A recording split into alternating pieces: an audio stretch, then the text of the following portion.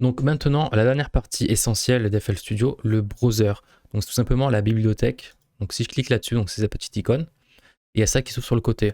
Donc il y a pas mal de choses, donc ça c'est pour les projets que vous êtes en train de faire, les récents trucs que vous avez ouverts, donc les plugins que vous avez installés, etc. Vous pouvez retourner sur plein de trucs, les backups, donc tout ce qui est auto-sauvegarde, etc. Tout se passe là-dedans. Donc bref, vous avez un petit peu plein de choses, mais honnêtement on n'y touche jamais. Donc par défaut vous aurez un fichier, donc un dossier qui s'appellera pack, et dedans vous aurez plein de samples. Donc si je clique là-dessus, vous en avez plein. Et du coup ce qui va être pertinent de faire, c'est tout simplement de prendre des éléments qui sont là.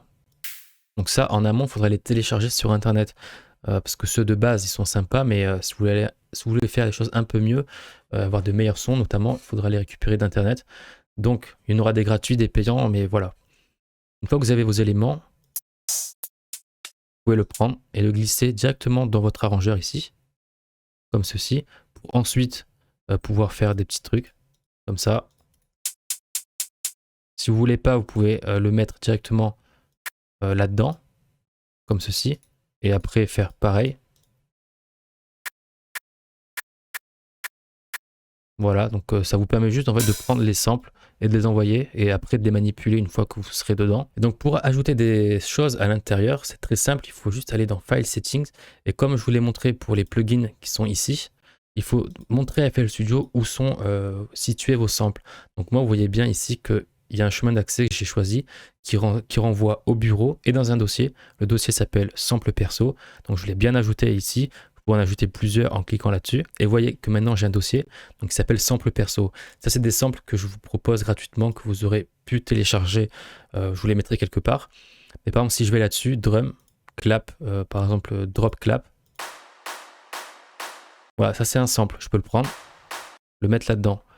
Là, vous voyez qu'il n'est pas au bon tempo. Donc tout simplement, ce qu'on fait, comme je vous l'ai montré, vous cliquez là-dessus, vous mettez none.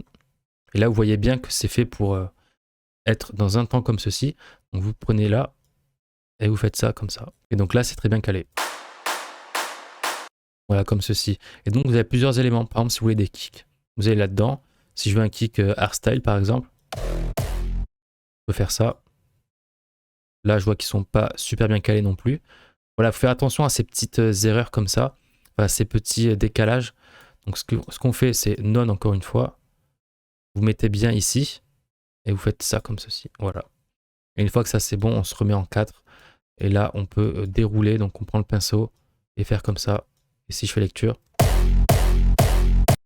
Bon là, je suis à 121, imaginons que je mette 140. Voilà, ça va beaucoup plus vite d'un coup. Donc là, je peux prendre une percussion. Je peux faire ça. Faire un enchaînement de notes. Vous comprenez un petit peu le principe, mais ça se passe comme ça. Donc vous prenez des éléments que vous avez dans votre bibliothèque et vous les mettez. Donc là,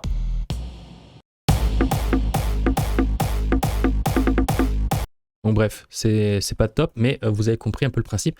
Et honnêtement, tout ce qui est dans le browser, c'est l'essentiel qu'il y a à comprendre, c'est ce que je viens de vous montrer. Après, tout le reste, on s'en fout. Si je vais là-dedans, c'est des petits trucs en plus. Le truc sound qui est ici, donc ça c'est pas mal, c'est le FL Cloud. Donc FL Studio, c'est dans leur nouvelle feature, donc depuis la dernière mise à jour qu'ils ont ajouté ça. Et c'est un petit peu comme Splice, c'est-à-dire si vous n'avez pas de son, vous pouvez les prendre d'FL Studio. Bon, c'est un abonnement, mais franchement, c'est pas cher, donc vous pouvez le prendre si ça vous intéresse. Mais par exemple, si je souhaite des choses un petit peu latino, là, comme ça, si je veux ce sample, 7808, bon là, je peux pas la prendre, mais si j'aurais mon abonnement FL Cloud, je pourrais le prendre et le mettre ici dans mon ordi, directement dans mon truc. Donc voilà, c'est pas mal, il y a une petite bibliothèque, il y en a plein, vous pouvez gérer ça par son, etc. Donc c'est pas mal. Et tout ce qu'il y a là, bon, encore une fois, voilà, c'est des petits trucs en plus, je sais même pas exactement tout ce que c'est à l'intérieur. Mais le truc le plus important, c'est ça, c'est mettez vos packs là-dedans, et une fois que c'est là, vous les foutez dedans. Si c'est pas au bon tempo, vous les remettez. Donc si vous avez le tempo qui est affiché, comme là c'est le cas, donc c'est du 110, pour mettre ça au bon tempo, donc de base le sample devrait faire de 5 à 9, parce que c'est une mesure. Et là, pourquoi ça fait ça? Tout simplement parce que je suis à 126 et que le sample il est à 110. Donc là, je fais un clic droit là-dessus, fit to tempo. Là, je fais type in BPM et je mets le tempo du sample, donc 110 comme ceci. Et là, vous voyez que c'est bien retaillé, hop, de 5 à 9 et c'est une mesure parfaite. Donc voilà, vous pouvez faire ça et c'est le seul truc à comprendre du browser, c'est ça. Donc voilà, on va pas faire plus longtemps, je vais pas vous prendre la tête plus longtemps avec ça. Voilà pour cette partie.